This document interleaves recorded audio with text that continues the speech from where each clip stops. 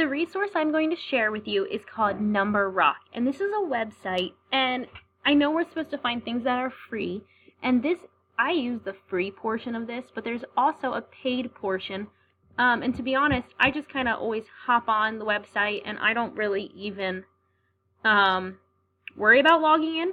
I really enjoy this site. My audience, when I use this, is students, but my audience for this video would be teachers. I think this is a wonderful thing. If you are teaching math, it is so helpful, and the kids love it. The ISTE standard would be for teachers, and I decided it would be 2C, where you're customizing and personalizing learning activities using technology, and I feel like this really falls into that category. So if you look at this site, it looks super kid-friendly. I teach 5th grade, so the kids love it. At the bottom, there's a bunch of free videos right here, and that's the stuff I use the most. So, for instance, before I even knew that this was a thing, I found these videos on YouTube one day when I was trying to figure out, okay, how can I help my kids remember how to multiply fractions? How to divide fractions. We were really struggling. So I was looking up on YouTube ways to help kids remember dividing fractions, and I came across this video. And literally to this day, my students, everybody sings this song. So I'm going to give you a little preview of it.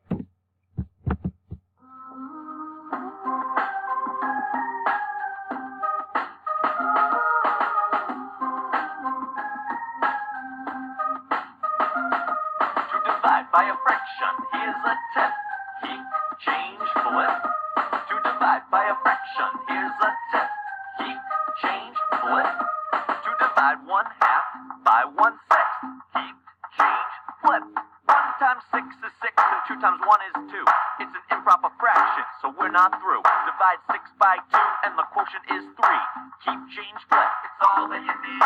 To divide by a fraction, here's a tip. Keep, change, flip.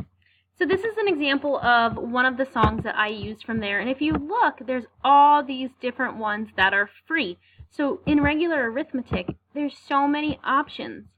And my goal with using this website is to find ways to help kids remember how to solve some of these math problems. Because math isn't always easy. And sometimes kids need a helpful way to remember. We also use this multi-digit multiplication one, and the kids loved it. So I'll give you a little preview of that one as well. And if you look, it's super simple. You just click the start button,